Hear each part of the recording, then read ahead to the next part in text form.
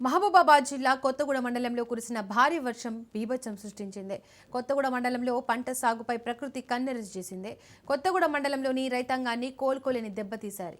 ముఖ్యంగా రాంపురం, ఎదుళ్లపల్లి, నీలంపల్లి, గోవిందపురం, మైలారం, కొత్తపల్లి, ఓటాయి, పోలవరం, వెలుబల్లి, గుంజేడు గ్రామాల పరిధిలో సాగు చేసిన మొక్కజొన్న పంట పూర్తిగా నేలమట్టం కావడంతో రైతులు కన్నీరు మున్నీరవుతున్నారు. గాలివాన తీవ్రతకు ఓటాయి గ్రామంలో విద్యుత్ స్తంభాలు కూలిన సమయంలో విద్యుత్ సరఫరా నిలిచిపోవడంతో పెను ప్రమాదం తప్పింది. భారీ శబ్దంతో స్తంభాలు పడిపోవడంతో స్థానిక ప్రజలు తీవ్ర భయాందోళనకు గురయ్యారు. కూలిన స్తంభాల వల్ల ఎవరికీ ఎలాంటి ప్రాణ నష్టం జరగకపోవడంతో అందరూ ఊపిరి పీల్చుకున్నారు.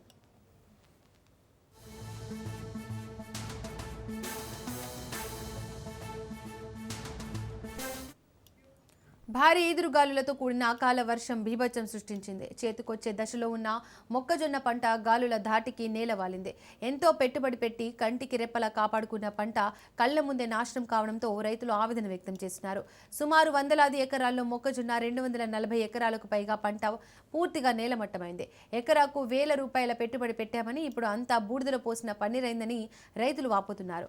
అకాల వర్షంతో సర్వం కోల్పోయిన తమను ప్రభుత్వం వెంటనే ఆదుకోవాలని అధికారులు క్షేత్రస్థాయిలో సర్వే చేసి నష్టపరిహారం అందించాలని రైతులు కోరుతున్నారు.